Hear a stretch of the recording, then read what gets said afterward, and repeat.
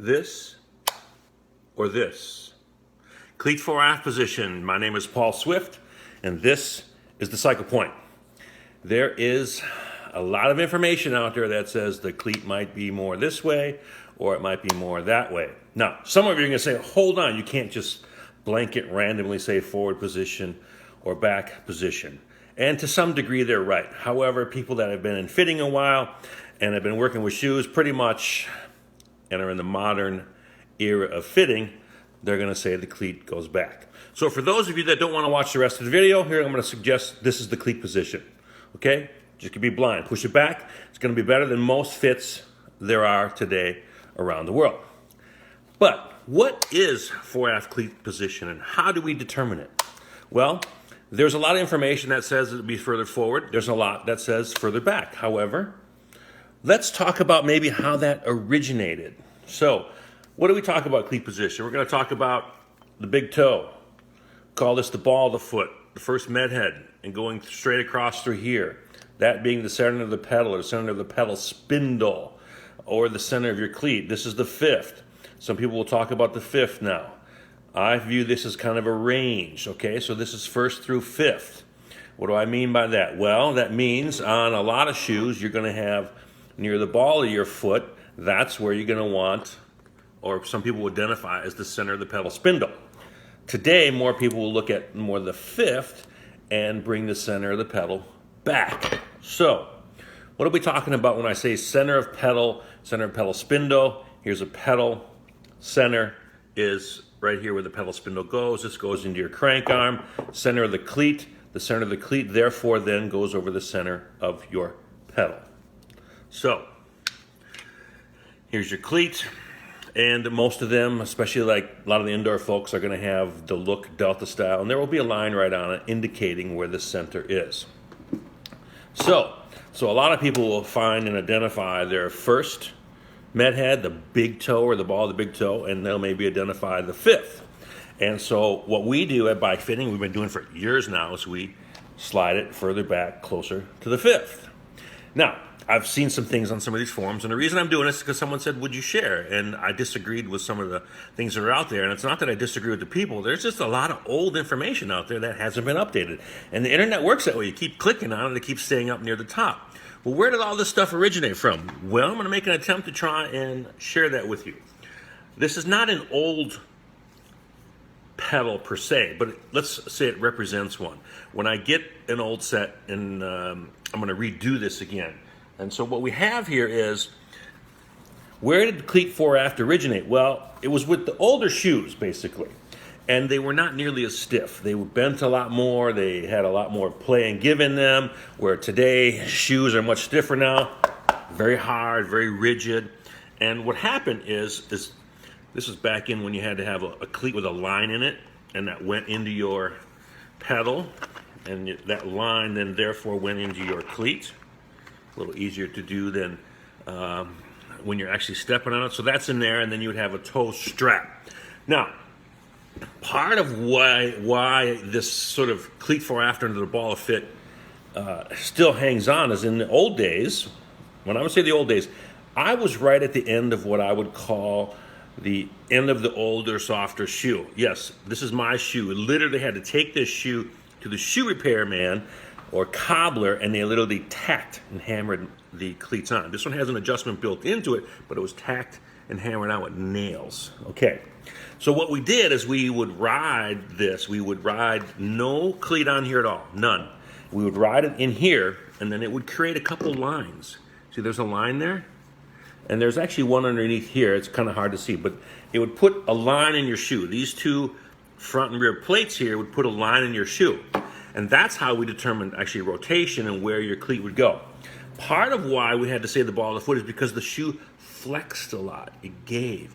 And when you have a soft shoe, you can't put the cleat further back because that's on a part of the foot that is uncomfortable. See, the ball of your foot is hard. I mean, it's tough. You can stand on your toes. You can hammer on it. But when you put the cleat further back, that's a softer part of a more tender part of your foot. So the ball of the foot really originated with the old style shoes and pedals. Now, it's a little contraindicated because as you went further back, the softer shoe could mush more. It could bend down, okay? But the problem is when you put the cleat further back, that little cage in the back, this cage here, would become uncomfortable. And that's really one of the things that, I'm not sure what originated, why the ball of the foot was up there, but it's definitely one of the things why it stuck and stayed there for a while.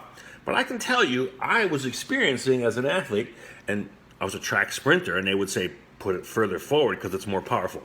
I've never seen a single shred of data that says a further forward cleat is more powerful. I've never. And so I was always kind of cheating it back a little bit because this is still a toe clip and strap cleat, but the shoe's getting a lot harder. These are some custom shoes I had made back in the day. They've seen some little wear here. And it's hard to tell, but I was set up once, there was a line there. I actually moved them a little bit further back. Now, today I would never even put them here. I'd go all the way back. Now, so that's where sort of the ball of the foot originated or came out. But shoes have changed. They've changed tremendously. They're much stiffer. They're much harder. We're able to bring the cleat further back now. Up here just doesn't make sense. And hey, just go try it yourself. You don't have to believe me. So we go further back. We look at the first met head or the ball of the foot. We look at the fifth. We want to try and get that center of that pedal spindle closer to the fifth. This just could not be done on older shoes, and some of that information still hangs on.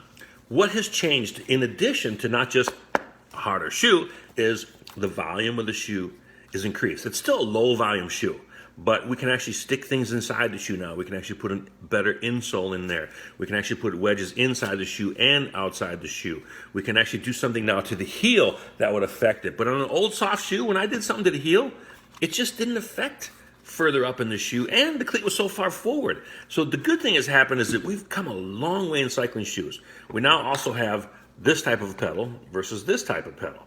So we have the pedal systems have changed, the cleats, therefore the cleats have changed, the shoes have changed, and so that's why the ball of the foot over the pedal spindle is an old thing, and the new thing is to get it back. Some people are going to want to go and measure exactly where is the fifth met head, where's the first. Let me tell you, just push the cleat all the way back. That is going to help tremendously. Now, there might be 1 out of 100 is going to say, I felt better the old way. Fine, put it forward. You don't have to do it. But one of the big changes, too, that has also happened and why this doesn't work as well on some shoes as the others is we have these 3 holes here. Okay? What has happened is a lot of cleats, when these were first developed, couldn't even get far enough back. And so some brands, these holes now are a little further back on the shoes. They're drilled a little lower. So when I hear people recommend, let's say, CD, for example, those holes are still pretty far forward. They haven't moved back yet, but a lot of other shoes have. And so further back, going to be a lot more comfortable. Give it a try. Be careful of all the information's out there. You can call and ask questions anytime you'd like. I want to share some more. I'm going to redo this again when I find like the actual real equipment, although this is very much representative of what was going on. I hope you enjoyed this. I'm sorry this was a little long. There was a lot of information to cover if I was going to give you a history of maybe where this originated from and why it's changed. Shoes have changed, pedals have changed, materials, all these things. Further back, way more comfortable, and I do believe I've seen a little data that says it's more powerful. One last one. I do remember there was a gentleman by the name of Chris Kosman. He is an ultra-endurance athlete. He runs Furnace Creek 508. He, a long time ago, was saying cleats should be further back, and we were having like this disagreement. It wasn't that I disagreed that the cleats shouldn't be further back, because as I showed you, I had already cheated it a little bit on my race shoes. I didn't think the shoes were ready. Now that the shoes are ready, like we have this great conversation about that. So I hope you enjoyed it. Take care. Have a great day. Enjoy your ride.